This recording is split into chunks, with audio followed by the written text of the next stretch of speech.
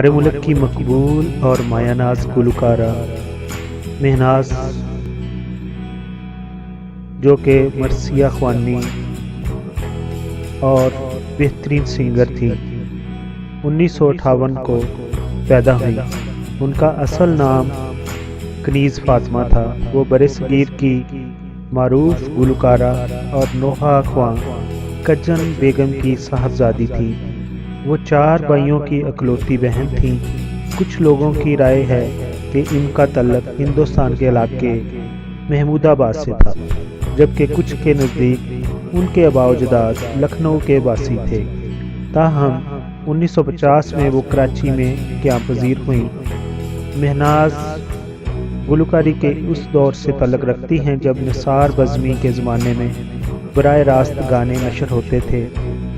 وہ خود کہتی ہیں کہ ایک ایک گانے کو اس طرح گانا ہوتا تھا، آج کل کے گلوکاروں کی طرح 17 ری ٹیکس کی گنجائش نہیں ہوا کرتی تھی۔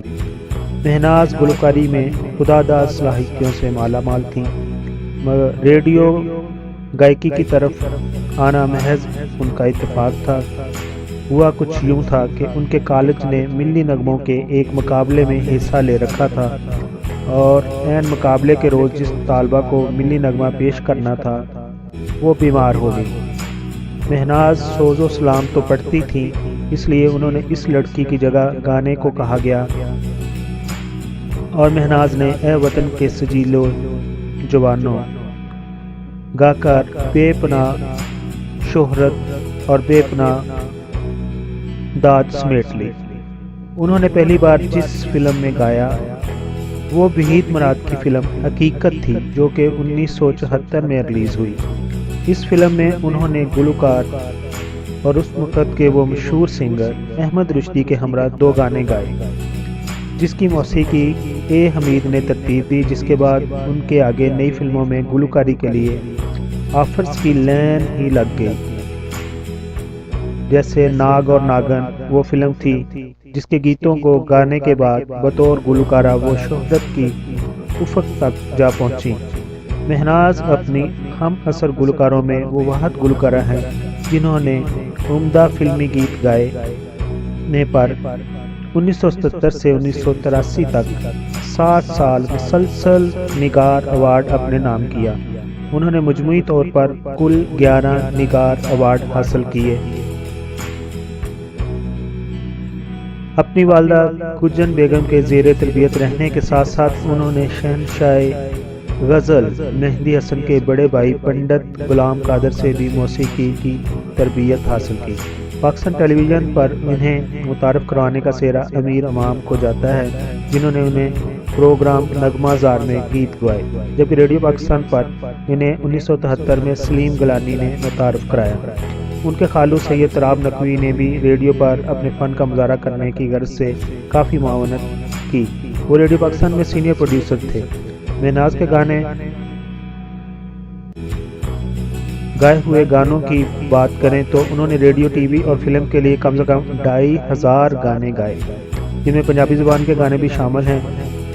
مہناز نے بہت سی نعتیں بھی ریکارڈ کروائیں، جن میں ایک نعت کافی مقبول ہوئی، جو نہ ہوتا تیرا جمال ہی تو جہاں تھا خواب و خیال ہی صلی اللہ علیہ وسلم۔ انہوں نے پاکستان کے ادارے قومی بچت کے لیے بھی ایک خصوصی گیت ریکارڈ کروایا، جس کے بول تھے ہم یہ جو بچاتے ہیں وطن کے کام آتا ہے۔ اور اس کے بعد ان کا مشہور گانا مجھے دل سے نہ بلانا، میرا پیار تیرے جیون کے سنگ رہے گا، وعدہ کرو ساجنا، چند ایسے گیت ہیں جن کی دھن، موسیقی اور مدر آواز آج بھی ہماری سماعتوں میں رس گھولتی ہے۔ انہوں نے گانا گانے کے لیے اپنی والدین کی سپورٹ حاصل تھی، لیکن ان کے ددیال والے ان کے والدین کے برعکس نسبتاً کم آزاد خیال تھے اور ان کی موسیقی پر اعتراض کرتے تھے، لیکن والدہ کی سپورٹ ہونے سے اور پھر اچھی آواز کی وجہ سے کوئی بھی تنقید ان کی راہ میں حائل نہ ہوئی۔ ہدایت کار مسعود پرویز کی ایک فلم کے لیے اس وقت کی چوٹی کے عظیم 1977 میں موسیقاروں نے دھنیں بھی ترتیب دیں اور گانوں کے بول بھی لکھے۔ ان موسیقاروں میں اے حمید، صفدر، خواجہ خورشید، نشاط، نذیر بٹی، کمال احمد اور ماسٹر عنایت حسین شامل ہیں۔ خاص بات یہ تھی کہ اس فلم کے ساتوں گیت महनाज ही ने ही गाए थे।